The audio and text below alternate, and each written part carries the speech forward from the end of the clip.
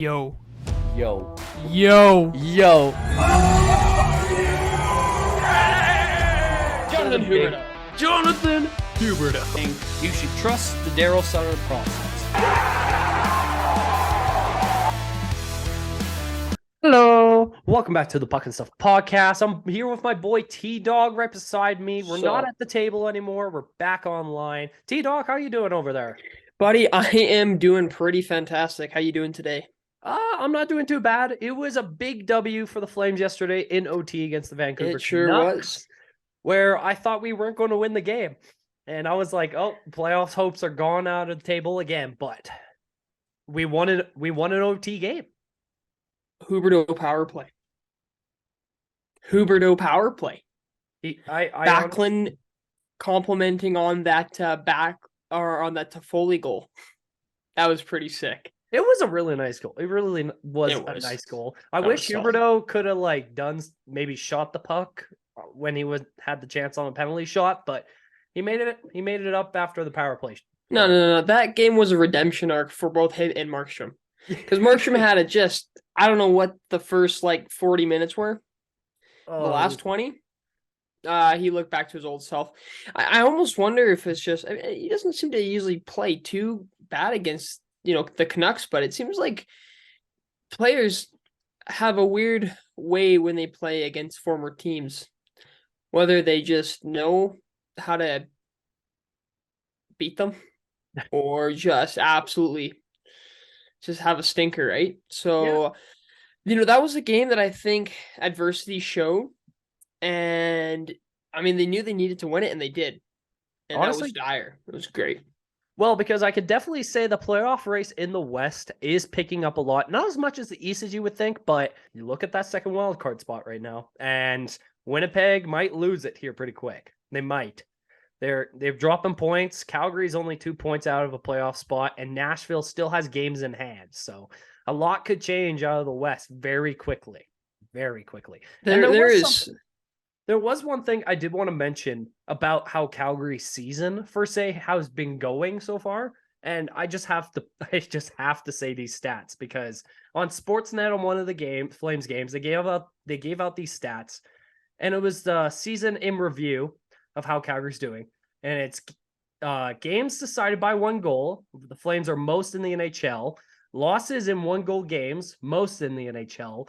OT shootout losses, most in the NHL, most in post hits, fewest in the NHL for third period comeback wins. So that basically tells me with no puck luck, like one of the worst puck lucks in NHL history, this team is still somehow in playoff contention. No puck luck, and I would say a lot of games limited quality chances. Again, the whole shots on crest thing, I think, is very relevant to this conversation. But it's true after all the absolute it feels like somewhat like the season's been a little cursed. I think we're getting a little bit of backlash for the Ottinger curses there from last April there. But it is kind of crazy, again, you can play that whole game of ifs and buts and think, oh, well, if this happened or whatever, yeah, we would be in a better position. But you know what?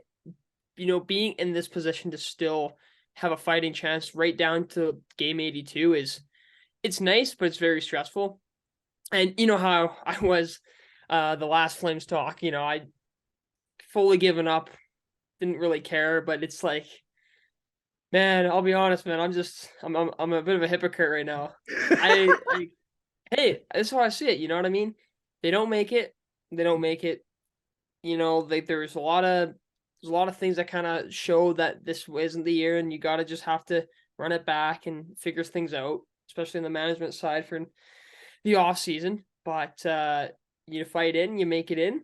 And I'm not trying to win, man. Like for every Flames fan or anyone who watches this, we're not trying to just give up on our team because we're sore losers about it. If you're a Flames fan, you understand why we kind of threw in our hats so early, because it just wasn't a great season for us, especially this year with the bad puck luck and just all the issues this season alone. It didn't look like playoffs for us this season. We're not throwing our hats intentionally here. But Like So you telling me still a I chance? still don't know if we make it. Like comment for you Yeah. guys in the and watching this video. Do the Flames even make it? Because still a lot has to go right. Luckily, there is some positives for the Flames that I think have the edge over the two teams that are battling for that last 8th seed as well. One, you're playing both of them in the final games of the season, Winnipeg, then Nashville. So I Yeah. think the games go Winnipeg, Vancouver, Nashville. Yeah. I think that's like so it goes we play Anaheim tomorrow, then Chicago, then Winnipeg, then Vancouver, then Nashville. So Yep. And then we've ended off with San that's gonna Jose as cause a the lot. last game at home. But you also have to remember too. So we have an easier schedule on paper than these other teams. A great example of this is that Winnipeg's next game tomorrow is against the New Jersey Devils. So that's fun. That But I think we need a loss there. here's the thing. I mean, as inconsistent as the Jets have been as well, they've played some solid games. You know, it was a solid victory against Detroit. They completely dismantled them. And it shows that, you know what, they're still, wanting to prove that they deserve that wild card spot. And Nashville today also had a dominant victory. So there's a whole lot of things have to go right. But you know what? I guess it's the fun part. And, if you think about it, if I can think of it as this, two ways. Either this is going to be a little bit of excitement to get into the postseason, or this is going to be our most important games of the season, so we might as well buckle up and just like bear witness to it and just see how it goes. It's also really funny to me because a few days ago, I was talking to my girl about this, and I wanted to go to a Flames game because obviously playoffs were looking slim, I guess I could say slim. And I wanted to go to one more hockey game because it was end of the season. I'm going to Nashville versus Calgary on April 10th. And more I watch these games at home. This game looks so good to go to because that's going to be it could decide so much, especially 100%. Nashville that is back in like neck and neck with us trying to get into that last spot. That's going to be a I'm so excited. Too, right? Yeah, it's so good. I think a game like that easily is like a playoff game.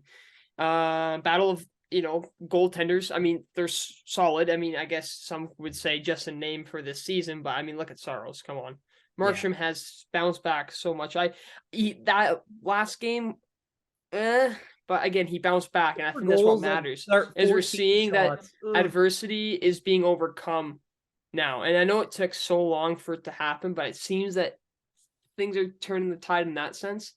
But two physical teams, or can be physical teams, so that could be. And the dome would be rocking too. So I'm super excited. I got some good seats for that game for sure. And you did, eh? Sweet. One thing I do have to mention: if a playoff race is in somehow contention for the Flames in the next couple, if we win like every single game, you got to give a lot of respect to Tyler Toffoli because he is rocking it this year. You even saw, like, even in the game yesterday, he was on top of his game, and he was the reason why we won an OT. It was good game winner. Good game winner by him. It was a solid finish there. What a pass by Backlund. Also, let's just mention about Backlund too.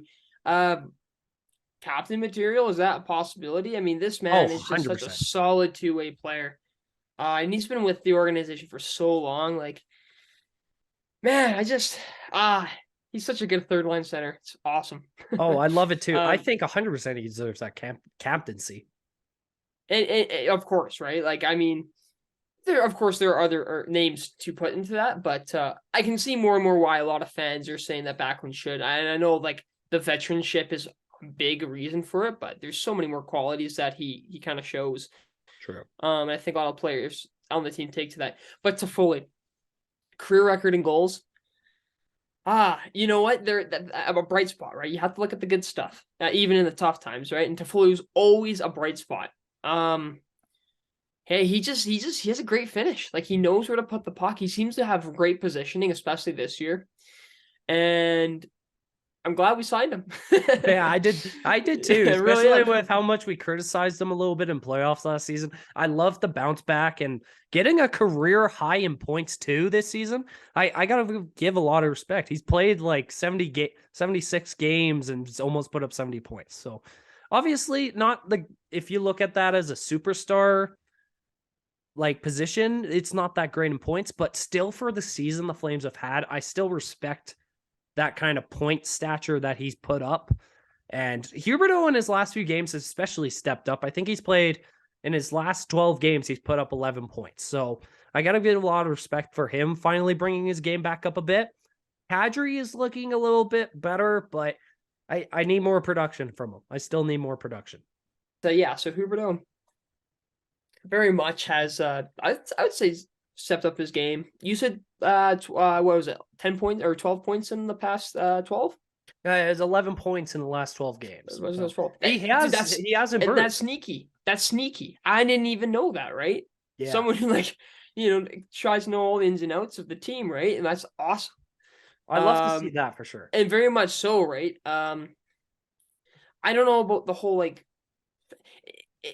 just the way the team has worked. So I'm a bit of a loss for words for it, just because the reality of it, I'm just glad that there is still more promise and showing there are those signs still, and they're coming more frequently that he is the elite player that he can be.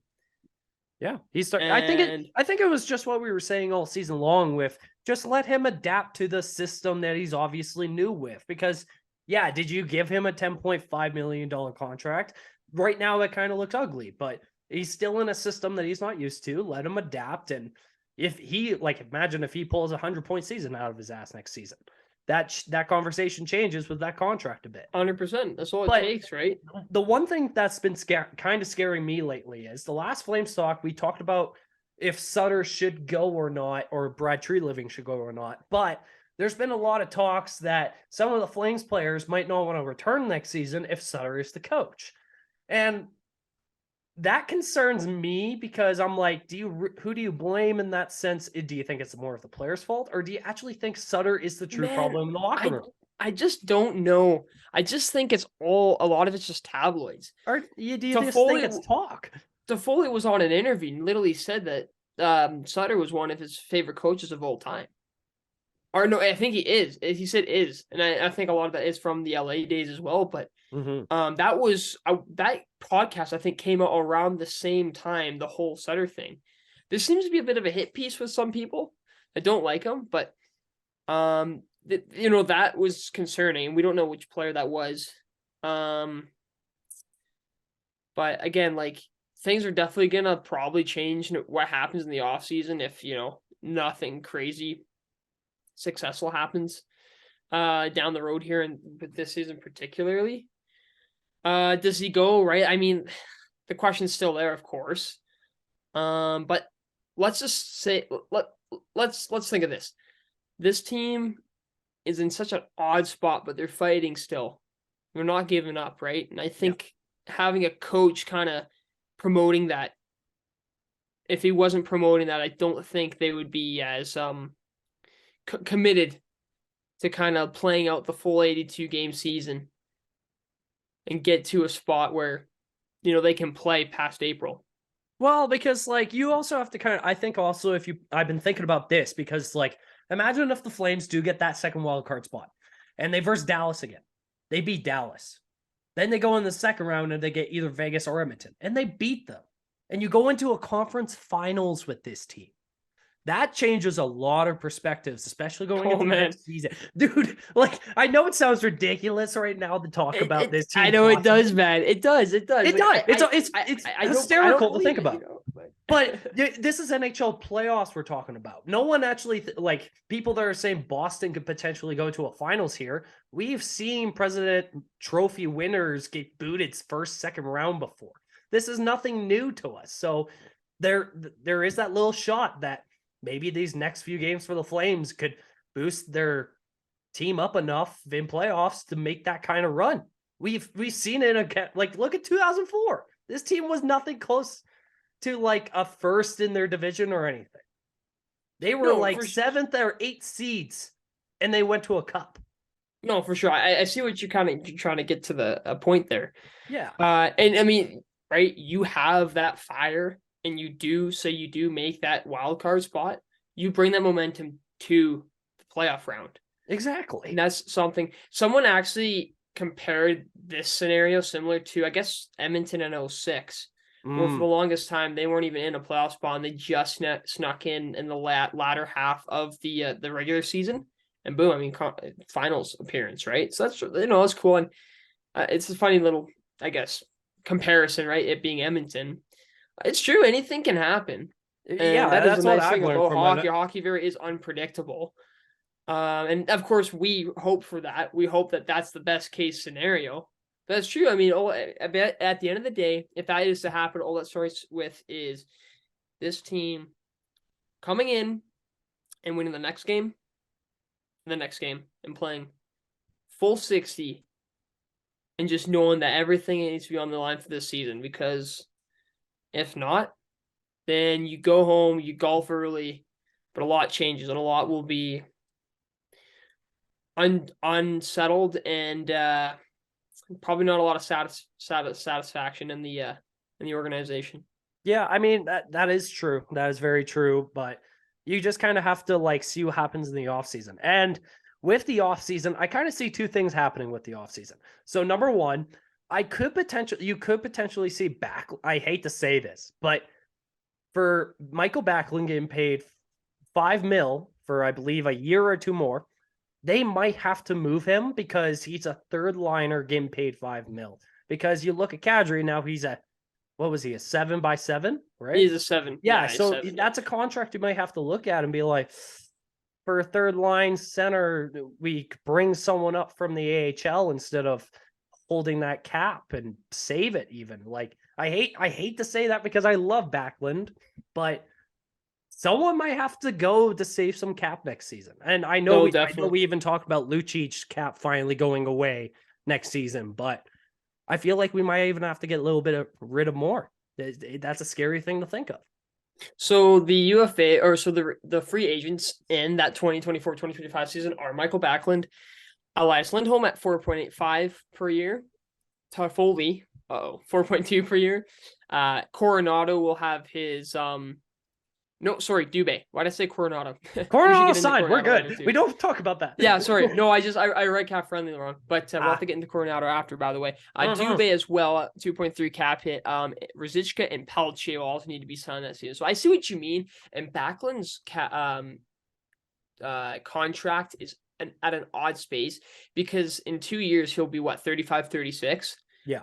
But he's been playing so well that he deserves probably deserves about the 5-minute range, but maybe even more, right? Just because of the value of a two-way forward, two-way center, and that too. So like, I see what your kind of point, right? Like you're probably gonna have to pay a little more, but that age gap is just so, it's not enticing, unfortunately. And I see what you mean. So we're gonna have to lose someone, and it's gonna, turn to heartbreak. And I'm guessing you're kind of thinking like, do you just, be smart about it and you just get it done, or do you leave it, right? Because if you do it this season, you might save yourself in the long run. Exactly, because like if I had to put it options, because it's either Backlund or you even look at Blake Coleman. You really do. It's one of those two players that you really look at your third line and you're like, geez, I hate to say this, but I think Lindholm would be the one to go. As much as I love Lindholm, I know Elias this hasn't been crazy, really? but I really do think because he's gonna be one to do for probably the highest paying contract out of all those players I named. Yeah, I think Lindholm, just as valuable, he'll probably be worth the most. I mean, Toffoli's making the spot for that too, the most. But it's true, right? I mean, like, what? So this is what's nice, though. You're getting young players into the system. Pellet's played a few games. Ruzicka's been playing a lot with us. Walker Dirk is also too, right? So, that's nice that you can get some young prospects and fill in those spots. It's tough, right? Like, and I hate this. I hate this conversation. I don't want to think about it. But I bring it up because I know we'll have to have this conversation. So I'm just breaking the bone as we go. But 100%, right? So, in my opinion, if someone's gonna go, I hate it. I think it's gonna be Lindholm. Oh no, things could change. I would be But so mad at this organization if we let go to Lindholm, man. Especially how he's been performing last few seasons with us. I would hate that. I would be wait, mad. isn't it funny though? Like he's played so well, and then the one season where he loses all his line mates and just has a down year. Everyone is like, "Oh, trade him." It's like, oh, buddy. Oh, I mean, okay, yeah, I was wrong, right? I remember saying at the start of the season that Lindholm would still have a great productive season and proves that he doesn't actually need the helps of Gaudreau and Kachuk. So I was wrong on that. My bad.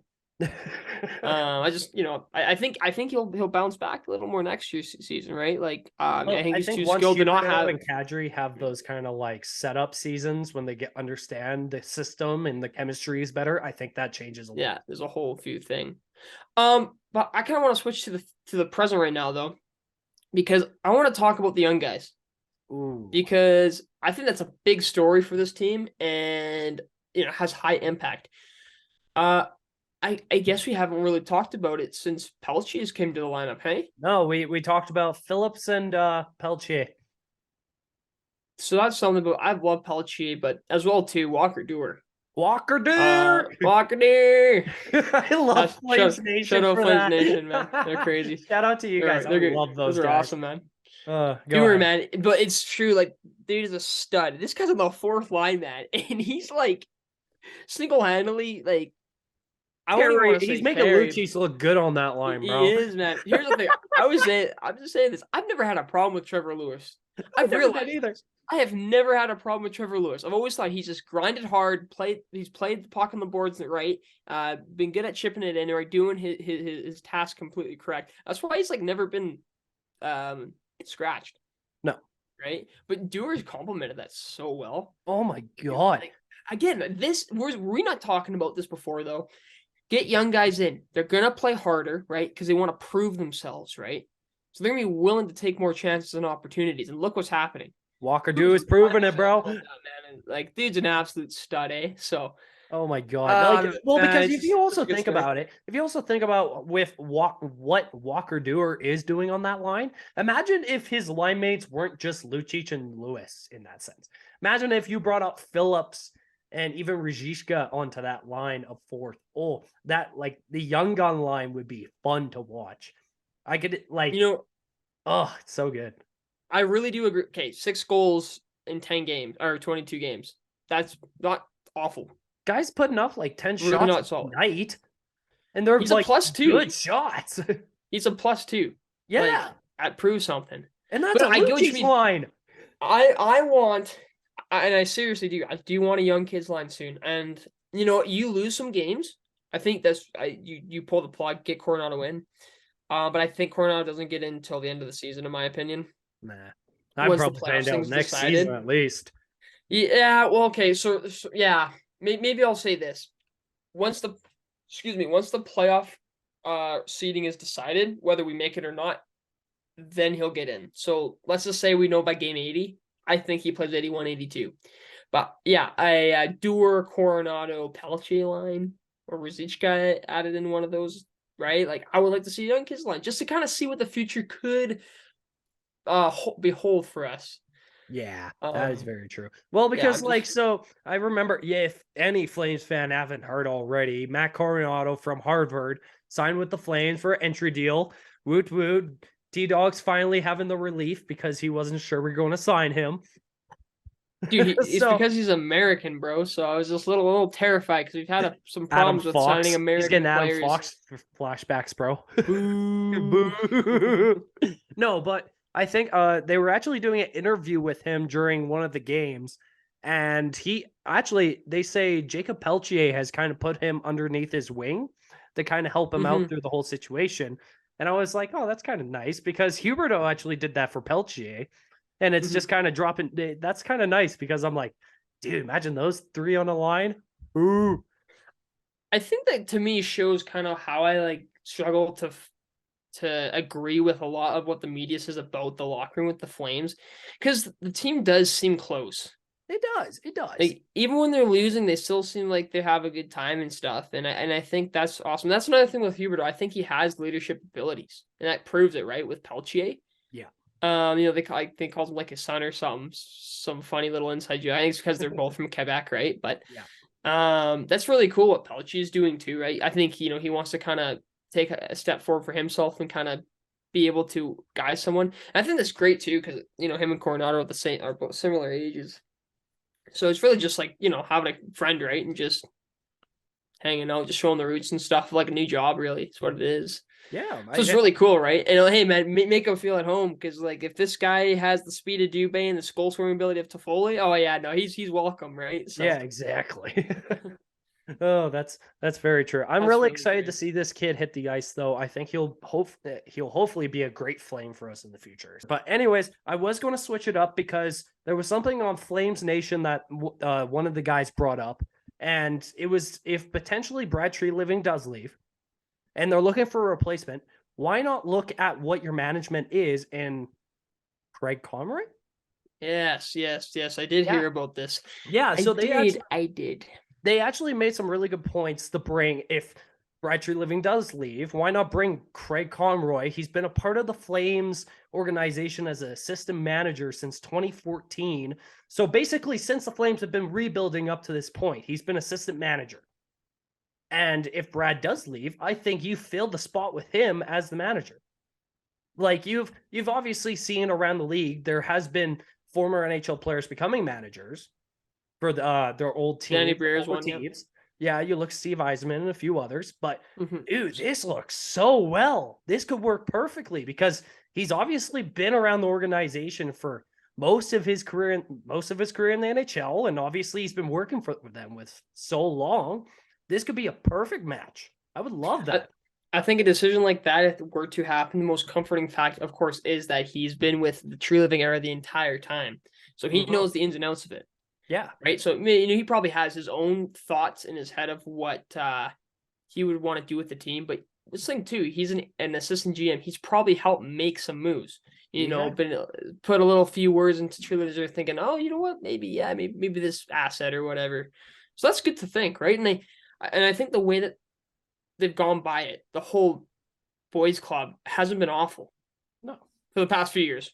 But Like it's been good. it's been up and down, but I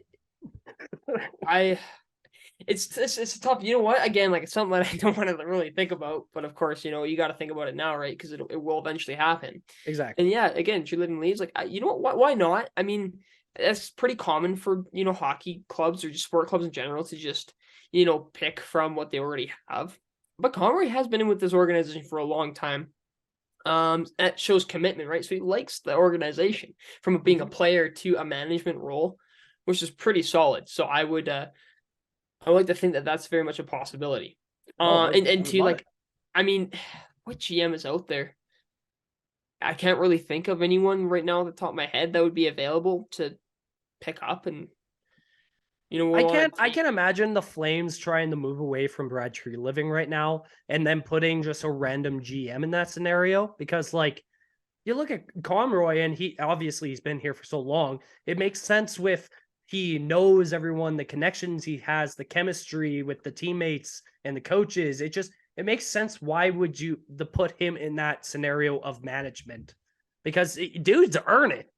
Dude has earned that spot, 100%. Well, probably the same conversation though with coaching, right? If say Sutter leaves, gets fired, whatever, who's next? Kirk Muller or Mitch Love, right? Calgary Wranglers coach, right? Yeah. So those are probably your options, right? You pick from almost kind of growing them into that position for say. Yeah. I'm not opposed to it if something like that was to happen. And it is really great to think about. But it's funny that Flames Nation for mentioning that. I can't remember specifically why they got on that conversation. Well, I probably just because that there's a lot of rumors swirling around that there's going to be a lot of changes with this team after the season. Mm-hmm. But not many people are like insiders, for example, Elliot Friedman. I think Sarah Valley maybe mentioned it once, but didn't really hear from media. So it's kind of nice that that was brought up. Actually, it's a good little topic of conversation. Yeah, I really think I thought that would be really interesting to bring up as well. Just with this team, obviously, this whole episode basically we're talking about change of next season. And I thought I would throw out a Craig Conroy management change, and I would still love it. I really think he would deserve that role. Oh, he'd be loved, man, by the fans, right? Like Conroy is up there with Iggy, right? Yeah, And the idea of how much, dude, or Lanny, right? dude, teammates, And Brigader and how much people care like him, right? yeah. Definitely a lot of respect to it too. So we'll see. All right, so I was actually going to go into a question here, but I just saw on Instagram it's official. The Lightning and the Leafs will play first round in the playoffs. Just wanted to mention that. I mean, I think we all knew that, but like, We already knew, but finally, oh man, let's go. let's go. I'm just gonna say this, and then we'll Win get into the 7. Flames question. But I'm telling you, bro, this will probably be another 7-game series. Yep, we'll get that. All right. We'll get into that with playoff predictions. That'll be our next chill episode for So sure. I'm just really happy. We're close. Anyways, We're close. Flames, speaking of the present, how do you think these next games are going to go? Because to me, it's either two ways. You play hard and you win, and you get closer to a chance at that 8th seed with time running out, or you lose. Yeah, well, because obviously you got 6 games left, and you have been scheduled literally the easiest. Sorry, you have the easiest schedule in the whole NHL right now. But the door's like this, Anaheim right? tomorrow. Yeah, you have Anaheim, you have Chicago, you got Winnipeg, you got Vancouver again, Nashville, and San Jose. You got 6 games left. You have to win them all if you want playoffs. 100%. You have to win them all because obviously your toughest opponents are going to be the Central guys. You got Winnipeg and Nashville. And weirdly enough, Chicago can be in that conversation because we sucked all season against Chicago. But like I said, if you guys win all those games, you have a really good chance of playoffs. You have to play a full 60. You got to change, obviously, what you've been doing all season. Get some actual good shots instead of just chest shooters. Shots to the chest never works. Just honestly, if you keep playing the way you are, maybe you'll do well. But I think I need more. I need to see that next level Flames again. Because we have seen it before. We haven't seen it much this season, like you just said, but it can happen. And yeah, there's it's worrisome, right? You kind of put yourself in this position where, you know what, like, well, it sucks that you have to, be this competitive and close at the end of the season, but you kind of put yourself in this situation. So you're gonna have to dig yourself out of this hole. Is it possible? Yeah, it's very slim.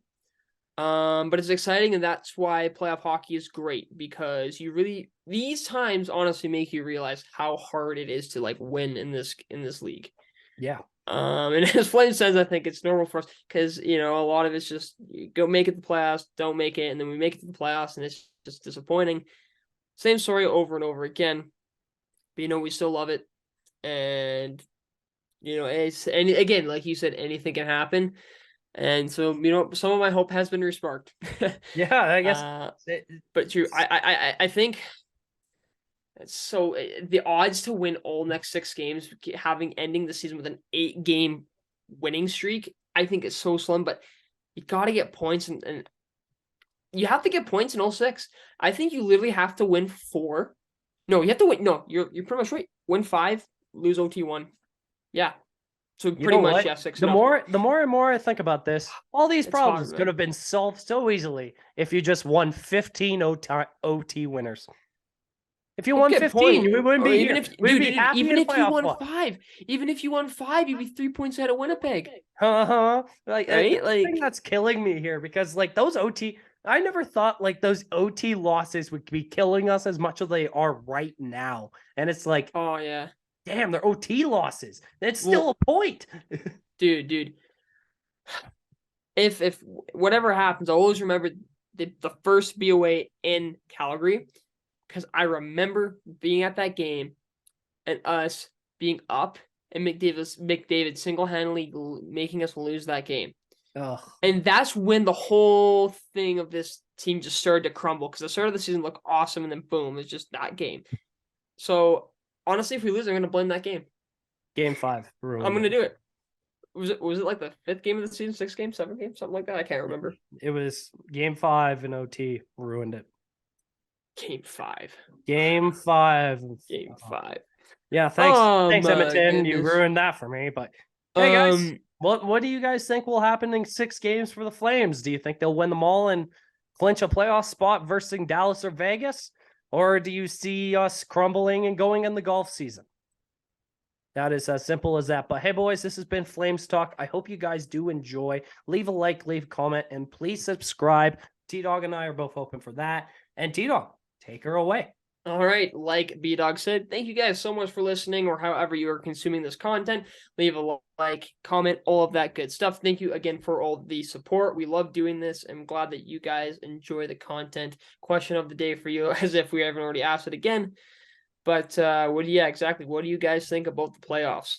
Or about the Flames making the playoffs? Is it going to happen, yay or nay? Anyways, guys, you know what? Again, closer to playoffs. Let's keep on watching, keep on trudging along. We're almost there. We're so close. Just a few more games to go, and then bliss can be finally achieved. Sweet playoffs, boys. Unless you're like a fan of a team that has cup intentions, then it's really, really, really stressful, and makes your life even more cortisol and enticing. But hey, we'll just keep on from there. Anyways, guys, we'll see you in the next one. Keep on rocking in the free world, like Nardwar says, and we will see ya later. Peace. All Flames go.